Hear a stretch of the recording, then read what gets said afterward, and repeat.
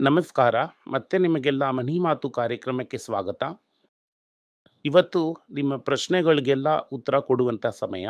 ವಿಷ್ಣು ಪ್ರಶ್ನೆಗಳನ್ನ ತಗೊಂಡು ಬಂದಿದ್ದಾರೆ. ನಾನು ಉತ್ತರ ಕೊಡ್ತೀನಿ. ಎಲ್ಲರಿಗೂ ನಮಸ್ಕಾರ. ನಮಸ್ಕಾರ ಸರ್. ತುಂಬಾ ಪ್ರಶ್ನೆಗಳಿದೆ ಸರ್. ಇನ್ನೂ ಪ್ರಶ್ನೆಗಳನ್ನ ತೆಗಿತಾನೆ ಇದ್ದೀವಿ. ಇನ್ನೂ ತುಂಬಾ ಪ್ರಶ್ನೆಗಳು ಆಕ್ಚುಲ್ ಆಗಿದೆ. Let's go for it. First ಪ್ರಶ್ನೆ ತುಂಬಾ ಜನ ಕೇಳಿರುವಂತದ್ದು, ಗೋಲ್ಡ್ $6,600 ಹೋಗ್ಬಿಡುತ್ತೆ ಅಂತ ಕ್ರಿಸ್ಫುಡ್ ಹೇಳಿದ್ದಾರೆ. ಇಲ್ಲಿಂದ ಈ ಪ್ರೈಸ್ ಇಂದ ಒಂದು 100% ಆವರೇಜ್ ಆಗಿ ನೋಡಿದ್ವಿ ಅಂತಂದ್ರೆ 76%. 76% ಅಪ್ರಾಕ್ಸಿಮೇಟ್ ಆಗಿ ಹೇಳಕ್ ಹೋದೆ. ಈ ರೇಟಲ್ಲೇ ಯಾರಿಂದನೂ ತಗೊಳ್ಳೋದಕ್ಕೆ ಆಗ್ತಾ ಇಲ್ಲ ಸರ್. ಇಲ್ಲಿಂದ ಒಂದು 76% ಏರುತ್ತೆ, ಏರೋದಕ್ಕೆ ಚಾನ್ಸಸ್ ಇದೆ ಅಂತ ಹೇಳಿದ್ದಾರೆ. ಅದು ಯಾವ ಲೆಕ್ಕಕ್ಕೆ ನಡೆಯುತ್ತೆ ಅಂತ ನಿಮಗೆ ಅನ್ಸುತ್ತೆ ಸರ್? ಅದು ಯಾವ ರೀತಿ ನಡಿಬಹುದು ಅಂತ ನಿಮ್ಗೆ ಅನ್ಸತ್ತೆ ಸರ್? ಕೂಡಲೇ ನಾಳೆನೆ ನಡೆದ್ ಬಿಡಲ್ಲ ಅಥವಾ ಒಂದು ವರ್ಷದಲ್ಲೇ ನಡೆದ್ ಬಿಡಲ್ಲ. ಒಂದು ಪೀರಿಯಡ್ ಆಫ್ ಟೈಮ್ ಡೆಫಿನೆಟ್ ಆಗಿ ನಡೆಯುತ್ತೆ. 100% ಚಾನ್ಸಸ್ ಇದೆ. Only question is when. ಯಾಕೆಂತಂದ್ರೆ ನೀವ್ ಹೇಳುವಾಗ ಈ ಗೋಲ್ಡ್ 10,000 ಕ್ರಾಸ್ ಮಾಡುತ್ತೆ ಅಂತ ಹೇಳಿ ಒಂದ್ 5 ವರ್ಷ ಇರ್ಬೋದು. ಆದ್ರೆ ನೀವು ಆಗ್ಲೇ 10 ವರ್ಷ ಅಂತ ಹೇಳ್ದೆ, 5 ವರ್ಷದಲ್ಲೇ ನೀರ್ ಮುಗ್ದೋಯ್ತು. ಆಕ್ಚುಲ್ ಆಗಿ ಬಿಚರ್ ಲೈಫ್ ಟೈಮ್. ಹೌದು. ಆದ್ರೆ ಇದು 5 ವರ್ಷದಲ್ಲೇ ನಡೆದೋಯ್ತು. I bet my life time then set 10 years, ಆಮೇಲೆ 5 ಇಯರ್ಸ್ ಅಲ್ಲೇ ನಡೆದೋಯ್ತು. 3 ಸಲ ಕಡಿಮೆ ಮಾಡಿದೆ. ಇದು ಡೆಫಿನೆಟ್ ಆಗಿ ನಡೆದ್ ಬಿಡತ್ತೆ. ಇದನ್ನ ಯಾಕೆ ನಾನು ತಿರ್ಗಾ ಕೇಳ್ತಾ ಇದ್ದೀನಿ ಅಂತಂದ್ರೆ ನಿಮ್ಮಿಂದ ಒಂದು ನಂಬರ್ನ ತಗೊಳ್ಳೋದಕ್ಕೇನೆ. ಓಕೆ, 10 ವರ್ಷದೊಳಗಡೆ ನಡೆದ್ ಬಿಡತ್ತೆ. 10 ವರ್ಷ ಅಂತ ಅನ್ನೋದು ತುಂಬಾ ಜಾಸ್ತಿ. I am being safe. But 10 ವರ್ಷಕ್ಕೆ ಮುಂಚೆನೆ ನಡೆದ್ ಬಿಡತ್ತೆ. ಸೊ ಇವತ್ತು ಇರುವಂತಹ ಚಿನ್ನದ ಬೆಲೆ $10,650 $20,000 ಹೋಗುತ್ತೆ ಡೆಫಿನೆಟ್ ಆಗಿ 1 ಗ್ರಾಮ್. ಇವಕ್ಕಿಂದ 10 ವರ್ಷದೊಳಗೆ 20,000 ಗ್ರಾಮ್ ಹೋಗ್ಬಿಡತ್ತೆ. ಅದ್ರಲ್ಲಿ ನಿಮ್ಗೆ ಬೇರೆ ಮಾತೇ ಬೇಡ. ಇವಾಗ್ಲೇ ಇದ್ರಲ್ಲೇ ತಗೊಳೋದಕ್ ಆಗ್ತಾ ಇಲ್ಲ ಸರ್. ಇದ್ರಲ್ಲಿ ಸಿಲ್ವರ್ ದೇರೆ ಅದೊಂದ್ ಕಡೆ, ಇನ್ನೊಂದ್ ಕಡೆ ಏರು ನಾನೊಂದ್ ಕಡೆ ಏರ್ತೀನಿ ಅಂತ. ಅದು 1 ಕಿಲೋ 1,53,000. ನಾನು $19,000 ನೋಡಿದ್ದೆ ಸರ್. ನಾನು ಚಿನ್ನದ ಬಿಲ್ಲೇ ಇಟ್ಟಿದ್ದೀನಿ. $27 ಗ್ರಾಮ್. ಎಲ್ಲೇ ನೋಡ್ದಡಿ ರೂಪಾಯಿದು ಬೆಲೆ ಕಡಿಮೆ ಆಗ್ತಾ ಇದೆ. ಇದನ್ನ ನಾವೇ ಹಾಳು ಮಾಡ್ಕೊಂಡಿದ್ ತರ ಆಗಿದೆ ಇವಾಗ. ಸರ್ ಇದು ಈ ರುಪಿ ವ್ಯಾಲ್ಯೂ ಹೇಗೆ ಡಿಪ್ರಿಶಿಯೇಟ್ ಆಗಿದೆ ಅಂತ ತೆಗೆದು ನೋಡಿದ್ರೆ ಆನ್ ಅಂಡ್ ಆವರೇಜ್ 2000 ಇಂದ ತಗೊಂಡ್ವಿ ಅಂತಂದ್ರೆ ಆನ್ ಅಂಡ್ ಆವರೇಜ್ ವರ್ಷಕ್ಕೆ $2 ಡಿಪ್ರಿಶಿಯೇಟ್ ಆಗಿದೆ. ಹೌದು. ಯಾರಿದ್ದಾರೆ ಈ ಪಕ್ಷದಲ್ಲಿ, ಯಾರಿದ್ದಾರೆ ಇಲ್ಲ ಅನ್ನೋದನ್ನೆಲ್ಲ ದಾಟಿ Correct. ಆವರೇಜ್ ಆಗಿ $2 ವರ್ಷಕ್ಕೆ ಡಿಪ್ರಿಶಿಯೇಟ್ ಆಗ್ತಾನೆ ಇದ್ದಿದೆ ಈ ರುಪಿ ವ್ಯಾಲ್ಯೂ. ಹೌದು. So being but rupee value ಇನ್ನೊಂದು 10 ವರ್ಷಕ್ಕೆ ನೋಡಿದ್ರೆ ಅಂದ್ರೆ ಇದು ನೀವು ಹೇಳಿದ ತರ ಎಳುದು ಇಟ್ಕೊಂಡಿದ್ದಾರೆ. ಹೇಳಿದ್ರೆ ಆಗ್ಲೂ $2 ಇತ್ತಲ್ಲ. ನೀನ್ ಅದನ್ನ ಆವರೇಜ್ ಅಂತ ತಾನೇ ಆವರೇಜ್ ಅಂತಾನೆ ಹೇಳ್ತಾ ಇದೀನಿ ಸರ್. ಎಳ್ಳದ್ ಇಟ್ಕೊಂಡಿದ್ದಿದ್ರೆ ಇನ್ನೂ ಏರಿರ್ಬೇಕಿತ್ತಲ್ವಾ? ಏರಿಲ್ವಲ್ಲ. ಬೇರೆ ಕರೆನ್ಸಿ ಎಲ್ಲ ಡಾಲರ್ಗೆ ಅಗೇನ್ಸ್ಟ್ ಆಗಿ ಅಪ್ರಿಷಿಯೇಟ್ ಆಗೋವಾಗ ಕೂಡ ನಿಮ್ಮ ಕರೆನ್ಸಿ ಡಿಪ್ರಿಷಿಯೇಟ್ ಆಗ್ತಾ ಇದೆಯಲ್ಲ. $20-30 ಕಡಿಮೆ ಆಗುತ್ತೆ. ಅದೇ 10 ವರ್ಷದಲ್ಲಿ ಸಾಲಿಡ್ ಆಗಿ ಅದಕ್ಕೆ ಮುಂಚೆನೆ ಅದು ಕಡಿಮೆ ಆಗ್ಬಿಡುತ್ತೆ. ಸೊ ಅದು ಕಡಿಮೆ ಆಗುವಾಗ ಗೋಲ್ಡ್ ಅಲ್ಲಿ ಇನ್ನೊಂದು ಹಿಟ್ ಕೊಡುತ್ತೆ. ಅದು ಡೆಫಿನೆಟ್ ಆಗಿ ಕೊಡುತ್ತೆ. ಸೊ ನಾವು ಸುತ್ತಿ ಬಳಸಿ ಇದು ಗೋಲ್ಡ್ ಗೆ ಬರ್ತಾ ಇರೋದಕ್ಕೆ ಕಾರಣ ಏನಂತಂದ್ರೆ ಇದು ಗೋಲ್ಡ್ ನ ಈಗ ಸಾಮಾನ್ಯ ಜನರು ತಗೊಳ್ಳೋದಕ್ಕೆ ಆಗ್ತಾ ಇಲ್ಲ. ನೀವು ಹೇಳುವಂತ ಪಾಯಿಂಟ್ ಇಂದ ಯಾವ್ದಾದ್ರು ಒಂದು ಲೂಪ್ ತಗೊಂಡು ನಾವು ಇನ್ಮೇಲಾದ್ರೂ ಸ್ವಲ್ಪನಾದ್ರೂ ಸೇರ್ಸೋಣ ಅಂತ. ಈಗ ಕೂಡ ನೀವು ವರ್ಲ್ಡ್ ಪೀಸ್ ಅಲ್ಲಿ ಸೇರ್ಸೋದಕ್ಕೆ ಶುರು ಮಾಡ್ಬೋದು, ತಪ್ಪೇನಿಲ್ಲ. ಸೇರಿಸ್ಬಿಟ್ಟು ನೀವು ಹೇಳಿತಾರ ಇಫ್ ದಿಸ್ ಇಸ್ ಕರೆಕ್ಟ್ ಅಂದ್ರೆ ಕರೆಕ್ಟ್ ಅಂತ ಹೇಳ್ಬಿಡಿ ಸರ್. 100% ಕರೆಕ್ಟು. ಡೆಫಿನೆಟ್ ಆಗಿ ಗೋಲ್ಡ್ 20,000ಕ್ಕೆ ಹೋಗುತ್ತೆ. ನಿಮ್ಗೆ ಅದ್ರ ಸಂದೇಹನೇ ಬೇಡ. ಗೋಲ್ಡ್ ಬೀಸ್ ನ ಸ್ವಲ್ಪನೇ ಸೇರಿಸ್ಬಿಟ್ಟು ದ ಪೀರಿಯಡ್ ಆಫ್ ಟೈಮ್ ಅದು ಅಕ್ಯುಮುಲೇಟ್ ಆದ್ಮೇಲೆ ಅದನ್ನ ತಗೊಂಡು ಫಿಸಿಕಲ್ ಗೋಲ್ಡ್ ತಗೊಂಡ್ಬಿಡಿ. ಅದು ನಿಮ್ಮ ಇಷ್ಟ. ನಾನಾಗಿದ್ರೆ ಮಾಡ್ತಿದ್ದೆ. ಬಟ್ ಗೋಲ್ಡ್ 20,000ಕ್ಕೆ ಹೋಗೋದು ಖಂಡಿತ. ಓಕೆ ಸರ್, ನೀವು ತಿರ್ಗಾ ಅದನ್ನೇ ಹೇಳ್ತಾ ಇದ್ದೀರಾ ಸರ್. ಓಕೆ, ನೀನ್ 4 ಸಲ ಕೇಳಿದ್ರಿಂದಾನೇ ನಾನು ಹೇಳ್ದೆ. 4 ಸಲ ಒಂದ್ ನಂಬರ್ಗೋಸ್ಕರ ಕೇಳ್ದೆ ಸರ್. ಆದ್ರೆ ನೀವು 4 ಸಲನು 20,000 ಹೋಗುತ್ತೆ ಅಂತ. Okay sir, done. ಅದಾದ್ಮೇಲೆ ಈ ಟ್ರಂಪ್ ಟ್ಯಾರಿಫ್ ಅವರು ಈ H1B ವೀಸಾನಲ್ಲಿ ತುಂಬಾ ಆಟ ಆಡ್ತಾ ಇದ್ರು. ಈಗ ಟ್ರಂಪ್ ಬ್ರಾಂಡೆಡ್ ಮೆಡಿಸಿನ್ಸ್ ಅಂತ ಹೇಳಿದ್ದಾರೆ. ಅದೇನು ಅಂತ ಸ್ವಲ್ಪ ಎಕ್ಸ್ಪ್ಲೇನ್ ಮಾಡಿದ್ರೆ ನಮ್ಗೆ ಹೆಲ್ಪ್ಫುಲ್ ಆಗಿರುತ್ತೆ. ಬ್ರಾಂಡೆಡ್ ಎಲ್ಲ ಈಗ ನೀವೇ ಒರಿಜಿನಲ್ ಆಗಿ ಡಿಸ್ಕವರ್ ಮಾಡಿದಂತ ಮೆಡಿಸಿನ್. ಜೆನೆರಿಕ್ ಅಂತಂದ್ರೆ ಒಂದು ಬ್ರ್ಯಾಂಡ್ ನ ಕಾಪಿ ಹೊಡೆಯುವಂಥದ್ದು. ಇಂಡಿಯಾ ಮಾಡುವಂಥದ್ದು 3/4 ಭಾಗ ಜೆನೆರಿಕ್. ಅದರಿಂದ ಈಗ ಸದ್ಯಕ್ಕೆ ಇಂಡಿಯಾಗೆ ಎಫೆಕ್ಟ್ ಆಗೋದಿಲ್ಲ. ಮುಂದಕ್ಕೆ ಇನ್ನೊಂದು ರೌಂಡ್ ಹಾಕಿದ್ರು ಅಂತಂದ್ರೆ ಡೆಫಿನೆಟ್ ಆಗಿ ಎಫೆಕ್ಟ್ ಆಗುತ್ತೆ. ನಿನ್ನೆ ಇನ್ಫ್ಯಾಕ್ಟ್ ಎಕನಾಮಿಕ್ ಟೈಮ್ಸ್ ಅಲ್ಲಿ ಒಂದು ನ್ಯೂಸ್ ನೋಡಿದೆ.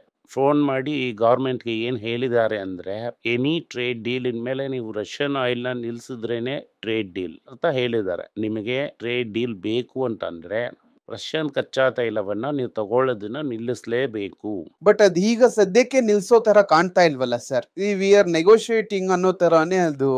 ಎಣ್ಣೆ ಅಮೇರಿಕಾದಿಂದ ಬಂದಂತ ಸುದ್ದಿ ಇದೇನೆ. ಟ್ಯಾಕೋ ಟ್ರಂಪ್ ಯಾವಾಗ ಬೇಕಾದ್ರೂ ಬದಲಾಗ್ಬೋದು. ನಿನ್ನೆ ಹೇಳ್ದಂತ ಟ್ಯಾಕೋ ಟ್ರಂಪ್ ಏನ್ ಹೇಳಿದ್ದಾರೆ ಅಂದ್ರೆ, ನೀವು ರಷ್ಯನ್ ಆಯಿಲ್ನ ತಗೊಳ್ಳೋವರೆಗೂ ಡೀಲೇ ಇರೋದಿಲ್ಲ. ಈಗ ನಾವೇನು ಹೇಳ್ಕೊಂಡಿದ್ದೀವಿ, ಅಮೇರಿಕಾದಿಂದ ಕಾರ್ನ್ ತಗೋಬಹುದು.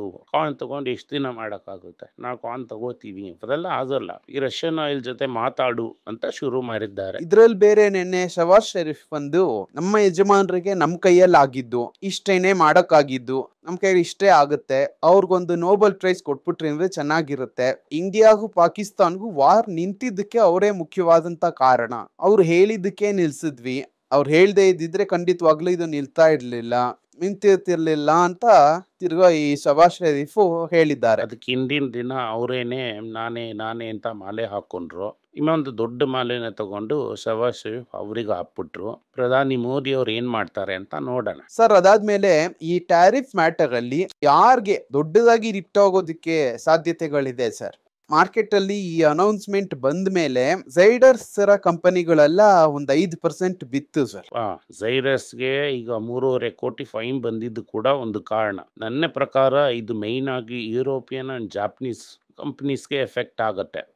ಅದರಲ್ಲೂ ಅಮೆರಿಕಾದಲ್ಲಿ ಮ್ಯಾನುಫ್ಯಾಕ್ಚರಿಂಗ್ ಪ್ಲಾಂಟ್ ಹಿಂದೆ ಇರೋನಿಗೆ ಜಾಸ್ತಿ ಎಫೆಕ್ಟ್ ಆಗುತ್ತೆ. ಆದ್ರೆ ಈಗ ಮ್ಯಾನುಫ್ಯಾಕ್ಚರಿಂಗ್ ಪ್ಲಾಂಟ್ ಸಿಪ್ಲಾಗಿದೆ ಸರ್ ಅಮೆರಿಕಾದಲ್ಲಿ. ಸಿಪ್ಲಾಗಿದೆ, ಸನ್ಗಿದೆ, ಡಾಕ್ಟರ್ ರೆಡ್ಡಿಗಿದೆ. ಸೊ ಬಿಗ್ 3 ಎಸ್ಕೇಪ್ ಆಗ್ಬಿಡುತ್ತೆ. ಬಟ್ ಇದು ಜನರಿಕ್ ಪ್ಲೇಯರ್ಸ್ನ ಎಫೆಕ್ಟೇ ಮಾಡೋದಿಲ್ಲ. It's only affects the original drug creators. Okay sir.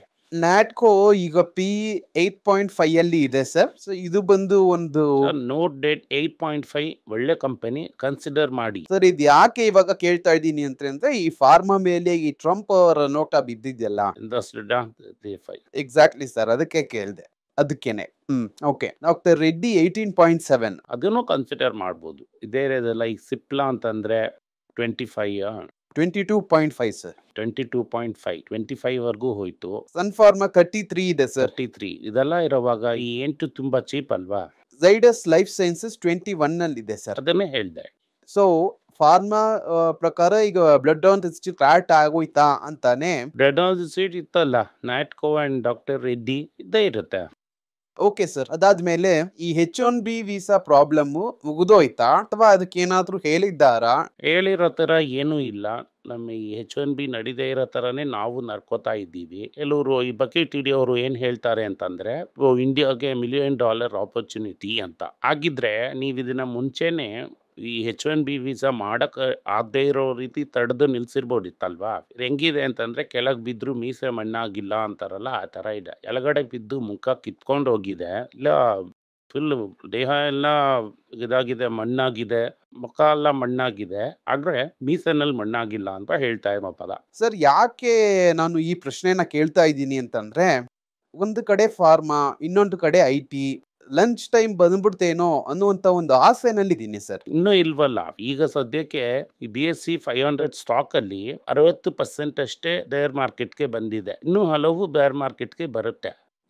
ನಲ್ಲಿ ನಿನ್ನೆ HDFC ಬ್ಯಾಂಕ್ನ ಕರೆದು, ಇನ್ಮೇಲೆ ಹೊಸ ಅಕೌಂಟ್ ಎಲ್ಲ ತೆಗಿಬೇಡಿ, ನೀವು ಕ್ಲೈಂಟ್ನ ಯಾಮಾರಿಸಿದ್ವಿರಾ, ಕ್ರೆಡಿಟ್ ಸ್ವಿಸ್ ಬ್ಯಾಂಕ್ನ ಈ ಟೈರ್ 1 ಬಾಂಡ್ನ ಮಾರಿದ್ದು ಕ್ಲೈಂಟ್ಸ್ನ ಯಾಮಾರಿಸಿದ್ವಿರಾ ಅಂತ ಒಂದು ಕ್ಲೈಂಟ್ಸಿಂದ ಸ್ಟಾಪ್ ಆನ್ ಬೋರ್ಡಿಂಗ್ ಕ್ಲೈಂಟ್ಸ್ ಅಂತ ಹೇಳಿದ್ದಾರೆ. ಇದನ್ನೆಲ್ಲ ನಾವು ಹೇಳೋದಿಲ್ಲ. ಇದನ್ನ ನಾವು ಹೆಂಗೆ ಹೇಳ್ತೀವಿ ಅಂತಂದ್ರೆ, ಅವ್ನು ಮುಚ್ಚಿದ್ದು ನಮ್ಗೆ ಒಳ್ಳೇದು. ಅವಾಗ ಇಂಡಿಯಾದಲ್ಲಿ ಇನ್ನೂ HDFC ಕಾನ್ಸಂಟ್ರೇಟ್ ಮಾಡುತ್ತೆ. ಏನೇ ಕೊಟ್ರು ಒಂದು ಪಾಸಿಟಿವ್ ಸ್ಪೀಚ್ ಕೊಡೋದೇ ತಾನೇ ನಿಮ್ ಕೆಲಸ. ಸರ್, ಈಗೊಂದು ಪ್ರಶ್ನೆ ಸರ್. ಕೊನೆಯದಾಗಿ ಲಂಚ್ ಟೈಮ್ ಬಂದ್ಬಿಡ್ತು, ನೀವು ಒಳಗೆ ಇಳಿದು ಚೆನ್ನಾಗಿ ಆಟ ಆಡಿ ಅಂತ ನೀವು ಕೊನೆಯದಾಗಿ ಯಾವಾಗ ಹೇಳಿದ್ರಿ ಸರ್? ಅದು 24, 23 ಹೋಯ್ತು. 23, 22 ಹೋಗೋವಾಗ ಸ್ವಲ್ಪ ದೊಡ್ಡದಾಗಿ ಕನ್ಸಿಡರ್ ಮಾಡಿ ಅಂತ ಹೇಳಿದ್ದೆ. 21 ಹೋದ್ರೆ ನಾನು ಡೆಫಿನೆಟ್ ಆಗಿ ಹೇಳ್ತೀನಿ. 24,500 ಇದೀವಿ ಸರ್. 24,700 ಇದ್ದೀರಾ? 21 ಬನ್ನಿ. 3,700 ಬೀಳುತ್ತಾ ನೋಡೋಣ. 3,700 ಬೀಳ್ಬೇಕು ಅಂತೀರಾ ತಗೊಳ್ಳೋದಕ್ಕೆ? ಲಂಚ್ ತರ ಯೋಚನೆ ಮಾಡೋದಕ್ಕೆ. ಓಕೆ, ಅದ್ ಬಂದ್ಬಿಡುತ್ತೆ. It's only a matter of time. ಏನ್ ಸರ್, ಮುಂದೆ ಹೋಗೋದು ತಾನೇ ಸರ್ ಮಾರ್ಕೆಟ್, ನೀವು ಹಿಂದೆ ಬರೋದಕ್ಕೆ ಹೇಳ್ತಾ ಇದ್ದೀರಾ? ಅರ್ನಿಂಗ್ಸೇ ಇಲ್ಲಪ್ಪ. ಅರ್ನಿಂಗ್ಸ್ ಯಾವಾಗ ಬರುತ್ತೆ? ಈಗ ಟರ್ನ್ ಓವರ್ ಇಲ್ದಂಗೆ ಪ್ರಾಫಿಟ್ ಗ್ರೋತ್ ತೋರಿಸ್ಬೋದಾ? ತೋರಿಸಿದ್ರಲ್ವಾ? ಹೆಂಗೆ ತೋರಿಸಿದ್ರು? ಎಂಪ್ಲಾಯಿನ ಚಚಕ್ ಚಚಕ್ ಚಚಕ್ ಅಂತ. PCS ಇದ್ದಾನೆ, ಚಚಕ್ ಚಚಕ್ ಚಚಕ್ ಅಂದ.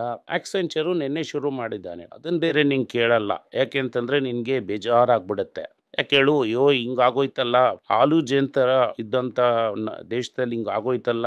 ಅವನು ಅಮೆರಿಕಾದವನು ಸರ್. ಇಲ್ಲೂ ತಾನೇ ಚಚಕ್ ಮಾಡ್ತಾ ಇದ್ದಾನೆ. ಇಲ್ಲೂ ಮಾಡ್ತಾ ಇದ್ದಾನೆ. ಚಚಕ್ ಚಚಕ್ ಮಾಡ್ತಾ ಇದ್ದಾನ. ಸೊ ಪಾತ್ರೆನಲ್ಲಿ ಇಟ್ಟಿದ್ರೇನೆ ದೋಸೆ ಹಾಕೋದಕ್ಕಾಗತ್ತೆ. ಹಿಟ್ಟಿಗೆ ನೀವು ಇನ್ವೆಸ್ಟ್ಮೆಂಟೇ ಮಾಡ್ದಂಗೆ ದೋಸೆ ಅಂದ್ರೆ ಎಲ್ಲಿಂದ ಬರುತ್ತೆ ದೋಸೆ? ಆಕ್ಚುಲ್ ಆಗಿ ಒಂದು 6 ತಿಂಗಳಿಗೆ ಮುಂಚೆ TCS ಇದ್ರ ಬಗ್ಗೆ ಮಾತಾಡುವಾಗ, ಈ ಲೇ ಆಫ್ ಬಗ್ಗೆ ಮಾತಾಡುವಾಗ್ಲೂ ಫಸ್ಟ್ ಶುರು ಮಾಡ್ಬಿಟ್ಟಿದ್ದು ಈ ಆಕ್ಸೆಂಚರೇ ಸರ್. ಅದೇಪ್ಪ ನಾನು ಏನು ಹೇಳ್ತಿದ್ದೀನಿ ಅಂತಂದ್ರೆ ಗುಡ್ ನ್ಯೂಸು. ಆಕ್ಸೆಂಚರು ಹೋದ ವಾರ ಕೂಡ ತುಂಬಾ ಜನನ ಕಳಿಸಿದ್ದಾರೆ. ಇನ್ನೂ ತುಂಬಾ ಜನನ ಕಳಿಸ್ತೀನಿ ಅಂತ ಹೇಳ್ತಾ ಇದ್ದಾನೆ. ಸೊ ಅದರಿಂದ ನಾವು ಈ ಎಂಪ್ಲಾಯ್ಮೆಂಟ್ ಪ್ರಾಬ್ಲಮ್ನ ಸಾಲ್ವ್ ಮಾಡ್ದಂಗೆ ಒಂದು ದೊಡ್ಡ ಗ್ರೋತ್ ಬರೋದಿಲ್ಲ. ನೀನ್ ಕಾಸು ಕೊಟ್ಟರು ಕೂಡ ಅವನು ಬಂದು ಅದನ್ನ ಸೇವಿಂಗ್ಸ್ ಆಗೇ ನೋಡ್ತಾನೆ. ಹೌದು, ಅದನ್ನ ತೆಗೆದು ಖರ್ಚು ಮಾಡುವಂತ ಸಾಧ್ಯತೆಗಳು ತುಂಬಾ ಕಡಿಮೆ. ಹೌದು, ಈ IT MSME ಪೈನಲ್ಲಿದೆ. ಫಾರ್ಮನು ನೀವೇ ಪೈನಲ್ಲಿ ತಳ್ಳಿಬಿಟ್ರಿ. ಬಂದ್ಬಿಡುತ್ತೋ ಅಂದ್ರೆ ಬಂತ ಅಂತ ಕೇಳಿ ಅವನು ಯಾಕಪ್ಪ ಸುಮ್ಮನೆ ಅಂತೇಳಿ ಜನನ ತೆಗಿಯೋನು ನಿಲ್ಲಿಸ್ಬಿಡ್ತಾನೆ. ಸೊ ಈ ಲಾಸ್ಟ್ 3 years ಇಂದ ಇರುವಂಥ ಪ್ರಾಫಿಟ್ ಗ್ರೋತೆ ಎಂಪ್ಲಾಯಿ ಕಾಸ್ಟ್ನ ಕಟ್ ಮಾಡಿನೇ ಬಂದಿದೆ. ಸೊ ತುಂಬ ಜನನ ಕೆಲಸದಿಂದ ತೆಗೆದಿದ್ದಾರೆ. ತುಂಬ ಜನಕ್ಕೆ ಸ್ಯಾಲ್ರಿ ಹೈಕೇ ಇಲ್ಲ. ಪ್ರಾಫಿಟ್ ಗ್ರೋತ್ ಇದೆ, ಸ್ಯಾಲ್ರಿ ಹೈಕೇ ಇಲ್ಲ.